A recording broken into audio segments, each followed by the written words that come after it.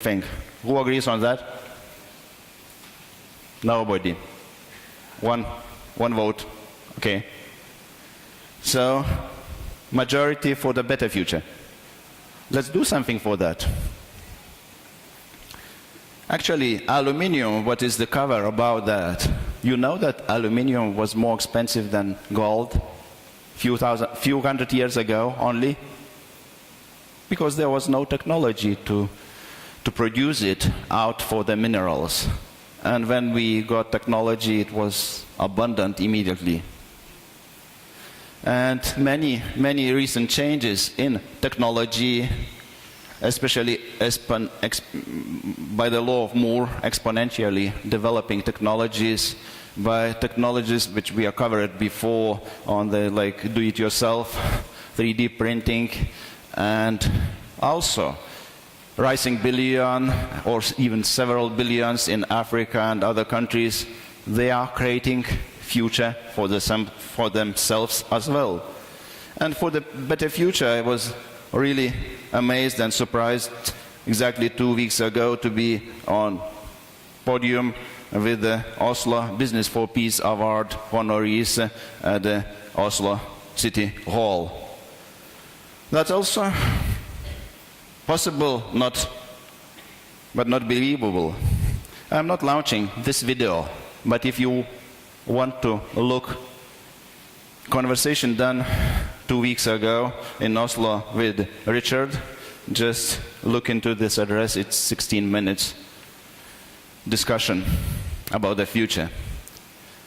And a future created by the very young people. The book about the architecture of spaceport is published by the very young Slovenian architect, and it is graduation thesis of his university graduation.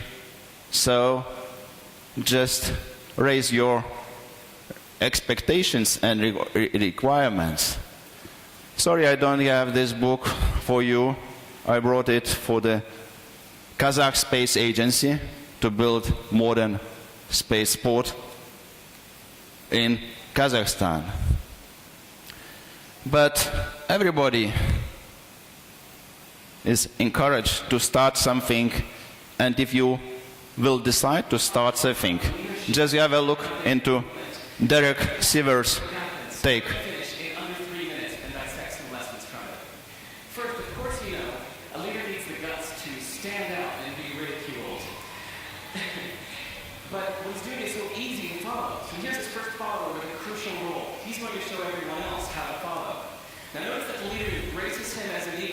So now it's not about the leader anymore, it's about them, plural. Now there he is calling to his friends. Now if you notice that the first follower is actually an underestimated form of leadership in itself. It takes guts to stand out like that. The first follower is what transforms a lone nut into a leader.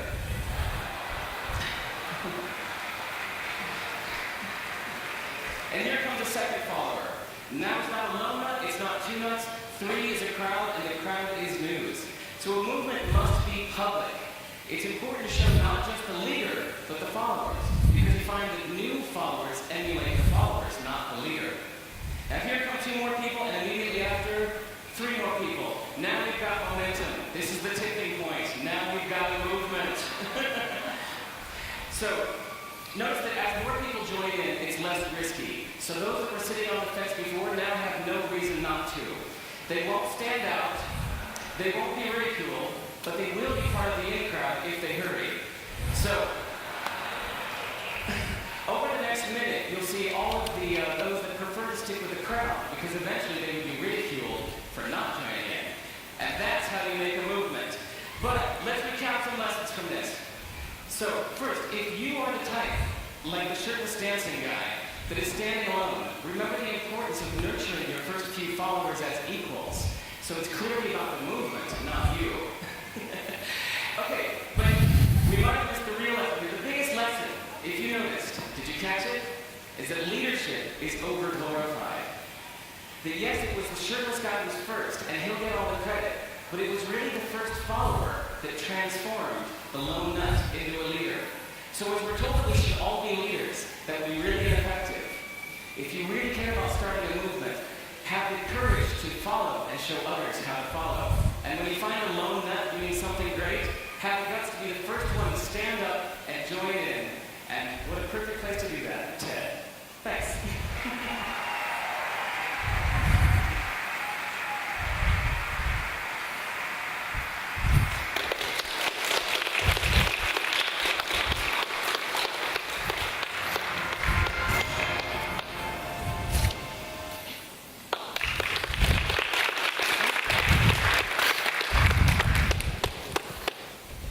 Спасибо за интересную презентацию. Можно вопросы на русском задавать, да? Да.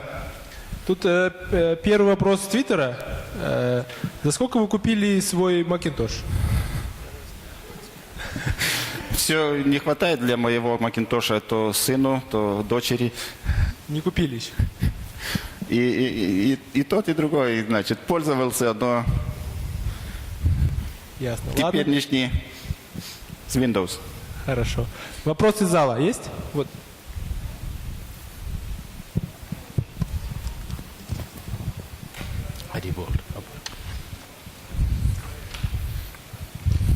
Можете рассказать свою мечту о технологическом прорыве? По-русски и английски. Вопрос по-русски так. Машины, которые будут водиться самими. Это машины без водителей. И технология, я уже видел, это почти есть. Мы должны ее разрабатывать. И кто первый приведет к пользованию это, тот будет тоже иметь некоторые преимущества. Я имею одну компанию как курьерскую, и это мы теперь смотрим, как может курьерская компания работать с автоматическими летающими дронами. Есть еще вопросы?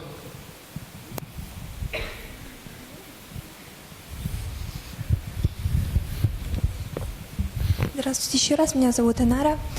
Планируете ли вы работать с Казахстаном в сфере возобновляемых источников энергии и с какими именно, если да?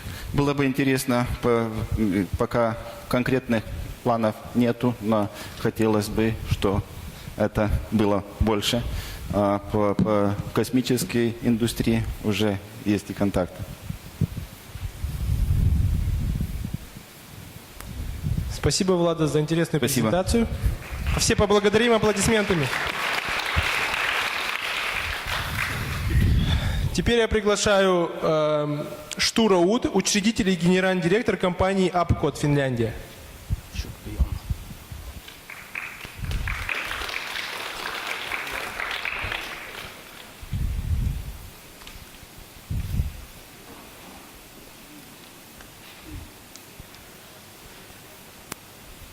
Good morning. You are still active. I am going into quite practical issues. What you can do with the mobile phone to increase not just your own business, but to develop your country. But I have a few stories about it. How to do that? Because I'm completely convinced it's not about technology. We do have too much technology around. You are not even able to choose. You can spend your whole life studying what technology could be used for something. I think it's a question of mentality, concepts, and start to do things in a new way. I was extremely happy when I arrived to my hotel room here in Astana. I have seen this picture many times in my life. Only in the hotel room I got the understanding of the concept. I read a book, and there was an explanation that it's a symbol for space as a living organism, which is not fixed. I have been living for 58 years, seeing this symbol the last years, and didn't understand it. What does this to the point? What did it mean to me to understand that this was a symbol of space as a living organism? De facto, it is an equivalent to Einstein's theory of space, which is also not a fixed. It's like a living organism, causing gravity, causing sun to shine, and giving life to Earth. What is the point? I have seen this picture a lot of times, but when I didn't get the point of it, it was not interesting. Now when I get the point, I'm hugely interested in that story and what does this building mean.